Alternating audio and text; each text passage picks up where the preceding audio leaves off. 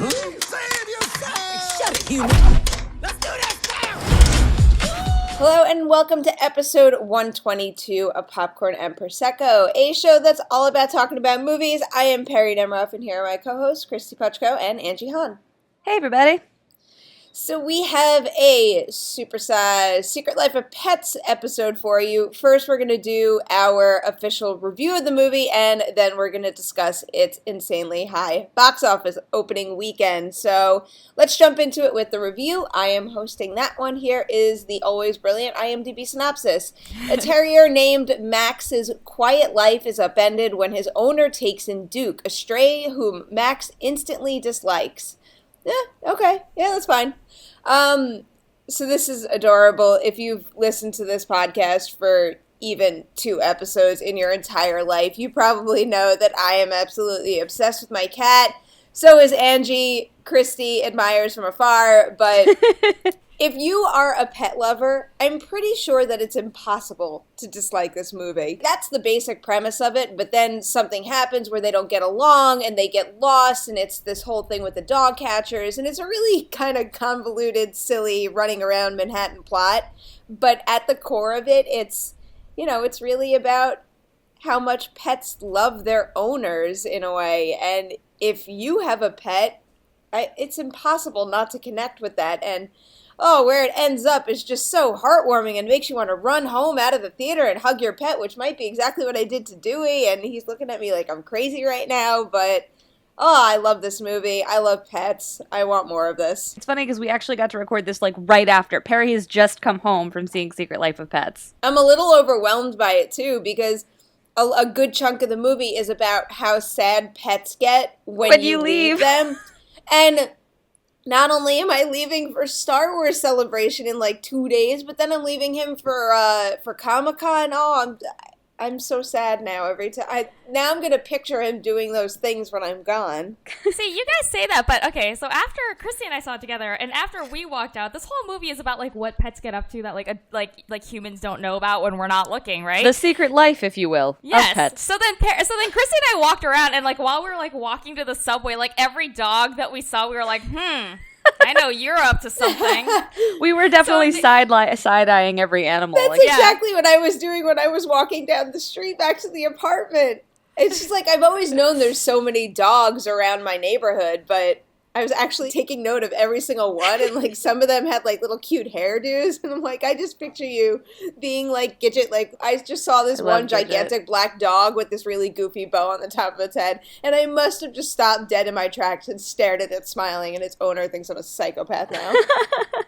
Well, it's also good to hear because, Perri, this was one of your most anticipated movies of the summer, and we know that 2 of your other most anticipated movies, The Purge 3, Purge Election Year, and Independence Day Resurgence, were not your favorites. What a lineup of most anticipated movies of the summer. They all go together really well. This made me feel a lot better. I wouldn't call this the greatest movie ever, but it gets the job done. Its heart is in the right place. It really, truly, I'm not just saying this, speaks to anyone who is a pet owner. Yeah, I mean, one of the most frequent comparisons I've seen is that people are comparing it a lot to Toy Story, and for pretty obvious reasons. The plot is basically it's basically the same premise as the original Toy Story, and so some critics I've seen are kind of dinging it for well, I don't know, it's not as good as Pixar, and it's not. I don't think it reaches those emotional heights. I don't think the characters are as rich or anything like that. But at the same time, I feel like this is such a solid comedy to watch with your family. I don't think it's something that adults necessarily will find a lot of depth in.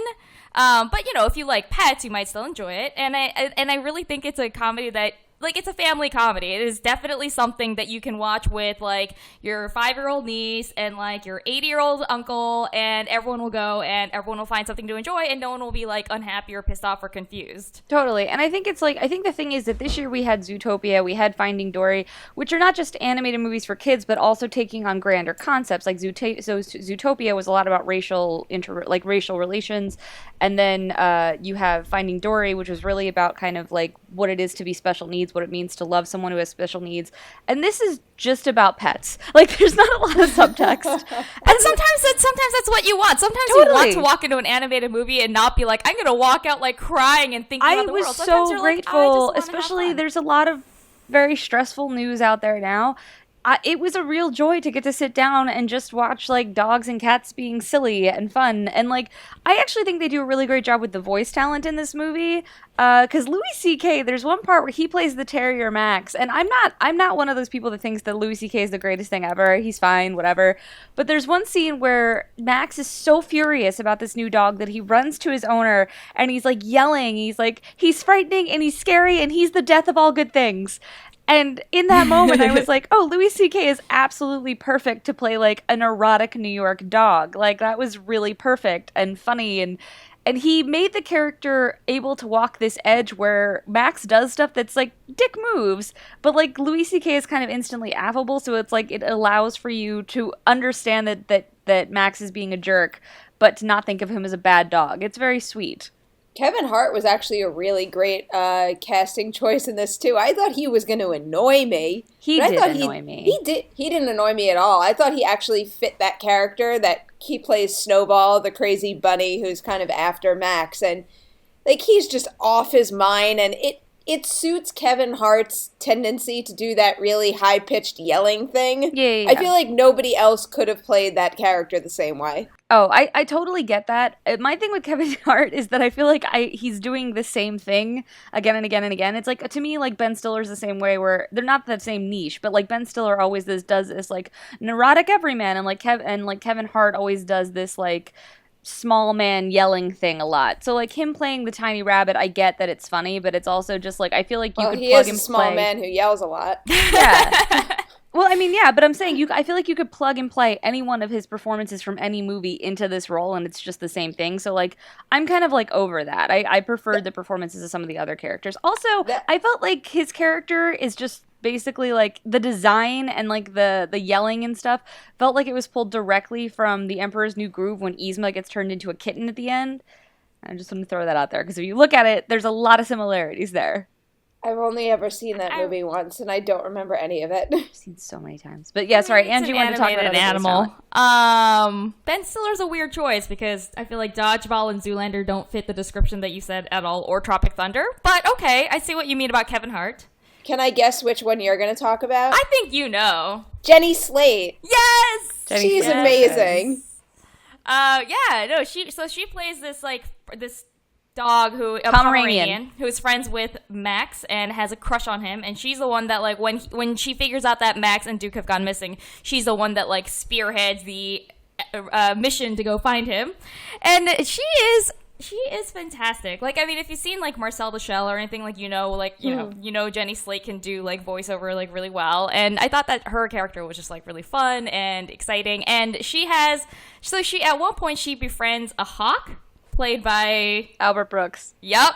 And I feel like their weird friendship, where he kind of wants to kill her but also kind of wants to be her friend, is, like, one of the best running subplots of the movie. That might be one of the best scenes in the entire film, too. When he's, like, imagining like them being friends. That simple one-on-one conversation where they first meet on the roof. Mm-hmm. Yeah. I love that part. I like the fantasy sequence that Angie was referencing, where she basically promises him that if he doesn't eat her and helps her find her would-be boyfriend, they can be friends, and he has, like, a fantasy sequence imagining what that would be, and it's so delicious and hilarious. And, like, Jenny Slate is another one where she can do, like, that really girly, like high-pitched voice, but then she gets into this, like, angry zone, and it's hilarious. And there's, like, one part where she's, like, bitch slapping a hairless cat, and she's like, don't look at him, you look at me, and, like, I was in tears. I was laughing so hard. It's just really funny. But I also just want to give a shout out to Lake Bell, because I feel like Lake Bell, it's a subtler performance. She plays a cat named Chloe, but every time she spoke, I was cracking up, because, like, Chloe is just exactly what you would imagine a cat caricature to be, where she's, like, apathetic and, like, she cares but won't show it. And there's, like, one part where she says to Max, like, look, I'm your friend, so I'm gonna be honest with you, I don't care about you or your problems. And, like, from that moment on, I was just obsessed with Chloe. My favorite Chloe moment is when she's kind of giving a pep talk, trying to help convince the other animals to get on board, and she's then she's like talking to a bird, and she's like, when you almost got eaten by that random cat, like, who saved you? And they were like, you are the one that almost ate him. And she's just like, eh. She's like, the identity of the random cat is not relevant to this conversation. I also quite enjoyed Dana Carvey as Pops. He's I think he's a basset hound, and he wheels around because he is paralyzed. And I thought I was going to have a hard time looking at that. He has a lot of really laugh out loud funny lines. I forgot exactly what he said now, but my whole theater erupted when they walk into the sewer. And he's like, someone says, this smells. And he goes, it smells like duty or something. And I swear every single kid was just like dying for the next 10 minutes. And I was sitting right in between two grown adults who were also there by themselves. And everyone was just cracking up for like the next 5-10 minutes. Yeah, it's just a very silly movie. There's like the jokes are not especially deep or whatever. I did like that there's like some references to other New York movies. Like there's like a shot that's like right out of Manhattan, which I thought was kind of cute.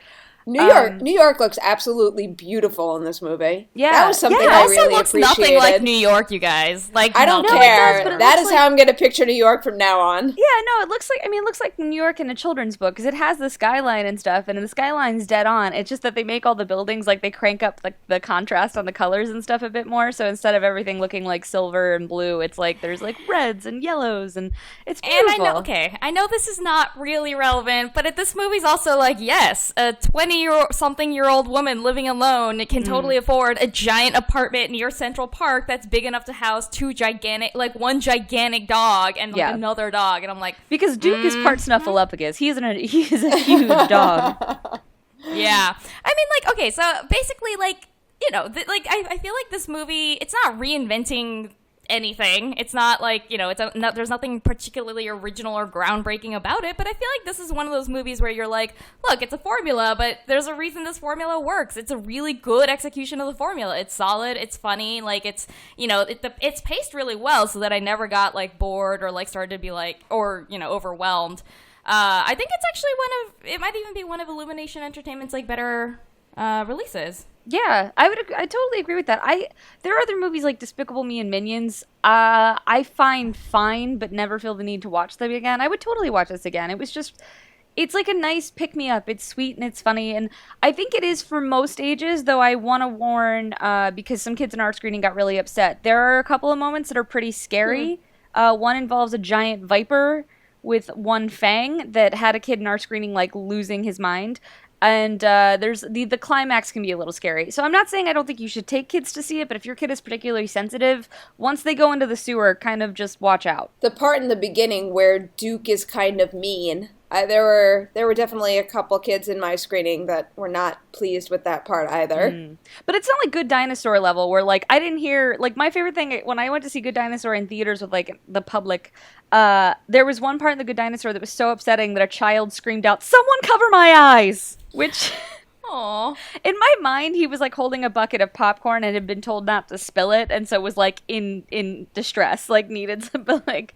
But I mean, that's one of the things I mean about also the pacing, though. It's just like I feel like this movie knows exactly what it is, and it hits the target like really well. It's executed. It's not doing anything radical, but it's executed really well. And even the scary parts, like the movie moves on from them pretty quickly, so it's not like we're ever stuck in a moment that's like really dark or really harrowing or anything. And it goes off on some like really funny tangents, like the hawk and the dog like fantasy sequence that we mentioned earlier. There's also an extended montage at like a sausage factory that is like really weird. It feels like it literally feels like it's out of the movie Sausage Party, which is I was gonna say all I kept thinking about that entire sequence is just wait until people see Sausage Party, because that's actually the anti-Sausage Party. Yeah. You couldn't have two polar opposite movies about sausages. But I was just like, what are the odds that in 1 year we're gonna get two different like animated sausage things? Also, that have what are musical the odds numbers in 1 year that we're gonna have two movies about animals driving trucks? But I don't know. This is just a weird summer. Agreed. Yeah, I think we're coming around to the time where we should wrap up. So, is there anything we want to say? I don't think anyone it's not a movie that I feel like, you know, go out of your way to see it, but especially if you're looking for something to do with kids, especially then, like this is a really solid choice. It's, you know, it's good enough that it's not going to annoy adults. It's not one of those like obnoxious kids movies. It's not one of those like Sugar Rush kids movies like Minions, which I did enjoy, but that felt like I was like, "Oh my god, I'm too old for this." So yeah, this is a very, very solid choice. I'm going to say if you have kids, if you are a pet owner, or if you are just bummed at the moment, you should go see this movie because it will make you feel better. It is what it is. Like we said, it isn't anything more than that. It isn't particularly deep, but this is a very pleasant, happy way to spend 90 minutes of your life. So I think we need movies like this right now. Totally agree. I think it's sweet. I think it's funny. And if you need to pick me up, you can't. I mean, it's probably one of the better ones out there, really. It's delicious. It's adorable. Oh, yeah, that's the other thing, because this summer has been horrible for movies, which is a perfect segue into our hot topic, which is the fact that Secret Life of Pets did, like, crazy good at the box office. So according to Box Office Mojo, it set a record for the opening weekend for an original animated film. It got, like $100 million? Yeah, 103 right now. Yeah, $103 million. I mean, like, so it's not like the best animated thing ever. Like, Dory did better, but that's a sequel. So it's really impressive that this has done really well. And especially, like, Illumination, I feel like, you know, they're getting there, but they're not like Pixar where they're like this consistent brand that everyone knows about and thinks about and talks about constantly. So, I mean, I feel like part of it is just that, I feel like part of it is just the fact that it's been a fucking weak year for movies. It's like, I mean, like, as Perri, as both of you guys pointed out, if you're like, well, I want, like, a fun movie to watch, like, what's good and enjoyable and reliable, like, I mean, what the fuck are you gonna watch? Independence Day Resurgence? Like... Yeah. This really just crushed everything. I mean, I'm looking at the charts now. If you look at the per theater average for this movie, it's over $23,000. The next one under that is, okay, well, if I'm going down the line at least, of new releases, Mike and Dave Need Wedding Dates, which actually did pretty well for that kind of movie, has like 5,500. That per theater average is like freaking through the roof. Well, and you were just talking about how you went to a crowded screening, like packed. A very crowded screening. Like, I barely got into this screening, and almost every single seat I saw it 10:30 in the morning on a Sunday. Packed theater though. This is insane. Do you guys think this could be a major game changer for Illumination, because at this point, Illumination's only claim to fame is really the Minions. Yeah. If they could add another property, another big franchise property on that slate, that could put them a little further ahead than we might think. And I feel like this film does a lot to kind of establish, like, their identity as a brand. Like, you know, like, one of the reasons that Pixar and Disney Animation do so well is people kind of know what to expect from movies put out by those studios. They're not like franchises like how Marvel or X-Men is a franchise, but it is like, you know, it is a brand that people keep going back to. And I feel like Illumination is now kind of carving themselves out as, like, really solid all ages entertainment, a little bit, like, less stressful than some Pixar movies, because those can be like very sad or very upsetting or like very crazy, and sometimes you don't want that. So I feel like they're carving out a space for themselves really well. And I also think it's notable that in a summer where we've seen so many sequels that were supposed to be sure bets just like fall flat on their faces, here's an original movie that's doing really well. Totally. That actually seems to be the trend though, because then you could look at a movie like The Shallows. You know, yeah. Who knew that was going to do pretty well, but it did. That's a good point. I think the nice thing about this, Angie and I were talking on the way home, like, I think this is setting up really well for a sequel. Secret Life of Pets could easily do another adventure, and it wouldn't necessarily have to be with the same pets. I think they would do that, though, because that tends to be what movies do. But, like, they could totally go on another adventure. There's, like, enough... They've created a fun enough world and a like, lively enough world that there's other stories that could be told here. So I think that's really fun. I honestly would probably watch a whole story about Bobby Moynihan's little pug, who, like, is just super high energy, and at one point he tries to explain about it. He's basically explaining what it's like to go on an airline. He's like, I ate this little brown pill, or thing with a pill in it, and I woke up in Florida. And they're like, you're making things up. That doesn't make any sense. He's like, no, I woke up and I was in the sky. And, like, that was all adorable. Illumination is actually set up to have a pretty good year, because they've also got, in case you did not see the giant ad plastered across the back of the bus in the movie Secret Life of Pets, they've got Sing coming up, which is another, it's another movie that I don't think looks like anything game-changing, but it's just basically like American Idol with animals, with cute animals. It's got another all-star voice cast. Like, I don't know why you gotta talk shit on that. That sounds like my favorite thing. They played that trailer before my screening today, and the entire time it's playing, I was kind of sitting there like a jerk, like, I don't want to like this is stupid. And then by the end of it, I had cracked so many smiles that, you know, all of a sudden, I'm thinking, I'll see that in December, whatever. You like Kara and Angie, you will be into that.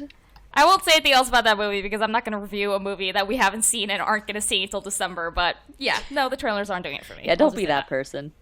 Well, That's Illumination going big, too, because that movie comes out, I believe it's Christmas weekend. It's Christmas. And December 21st. And it's kind of perfect, because I feel like that's, like, 2 times the year when you need, like, the movie that everyone in your family can watch together is totally. summer and Christmas. And you're just like, yay, now Illumination's got me covered.